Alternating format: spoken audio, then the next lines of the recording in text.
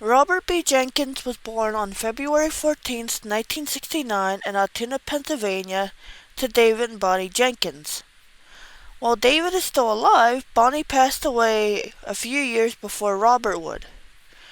I couldn't find anything on Ancestry or Find a Grave, like any family trees, or even you can link grave sites together if you find like mother and son or siblings, that kind of thing. Nobody did that on Find a Grave either, so I'm not quite sure, but since she's the only one that popped up, I'm pretty sure it's safe to assume that the Bonnie Jenkins that I found on Find a Grave and that I got search results for when I tried to find her on Ancestry passed away on January 26, 2001, and I'm, like I said, safe to assume that's probably his mother, because she would have died, just assuming, because I never saw an actual how many years, but safe to assume she probably died in the early 2000s, and Robert died in the early 2000s. I'm not exactly sure when, like if it was before or after Robert died, when his father got remarried, but his father remarried a woman named Linda, and not through Linda, but through Bonnie, obviously. He has one sister named Jerry. He graduated from Altoona Area High School in 1988, where he was a member of the track team, the Students Against Drunk Driving, and he was the representative of his homeroom. After high school, he joined the Navy and was a Seabee with the Naval Mobile Construction Battalion 14 in Jacksonville, Florida for 14 years. He worked in a hospital in Orlando and helped build schools in Haiti, which he got Navy commendations for. At some point, I'm not sure, I'm assuming while he was with the Seabees, he probably met and married his wife Elizabeth. I couldn't find, like, it was so hard to find anything other than a death record for Robert. So I'm not sure when and like what month and day and year him and Elizabeth got married, but somewhere while he was down in Florida, he met and married Elizabeth. He was a member of the Martin County Field Operations Team for almost 4 years before he was sent overseas during Operation Iraqi Freedom, where he had gotten the nickname Rob Bob due to driving a large vacuum truck that was used to clean culverts and pipes. On May 2nd, 2004, Robert and 5 other Seabees were killed in a mortar attack at a Marine base in Ramadi, Iraq.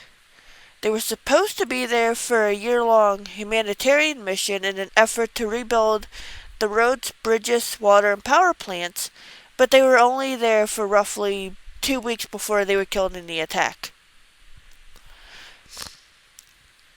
Unlike the other soldiers that were, save for the one, but unlike some of the other soldiers that are on my list, he wasn't buried like in the ground. He was buried at sea, and I don't know how the Navy goes about it when they do the burials at sea, if they just give the family coordinates, if it's just a secret that only the Navy knows where they would have buried him at.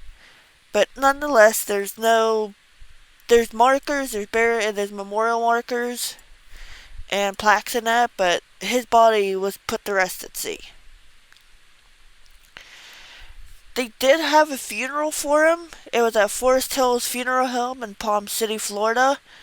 And like I said, there's a memorial marker somewhere for him in Grandview Cemetery.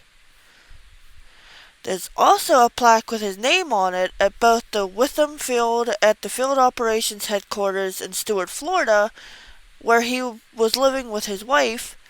And there's also a plaque on the Robert Laws Veterans Memorial Mall in Altoona, Pennsylvania. That was added about 2013, so it kind of sticks out because I guess the way they did the wall, they had already put the names in, and I guess someone somewhere pointed out that he got overlooked because he kind of sticks out. It's literally just a plaque that they put his name on and then screwed into the wall. It kind of his name sticks out if you go look at it. Right, so it's another short one. Like I said, it was hard to find a whole lot on him. That a lot of the stuff I got for him was just the records of his death, and I didn't really get like any family trees, anything linking him to anybody that was named on the rest of the video. No mention of, he had him and Elizabeth had kids, if his sister had kids.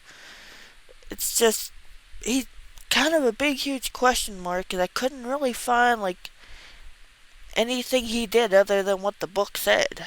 So he's a short one, just not because he didn't really do a lot. It's just there's not a lot of information that I could find on him. Right, so like I said, like I said, working on a list. I found a list of right now it's naval casualties from I think it's like 1777 or 1776. It's around Revolutionary War, and then up it goes about right before World War II. So I'm working on that because they're not in my books. They're not from my hometown. So I'm slowly working on that. So, yep, I'll probably let you know when I get closer. It's just cold's been going around. Something's been going around in my house. So everybody's been kind of under the weather, and I lost a day or two doing all that. So, yep. Alright. Thanks. Bye.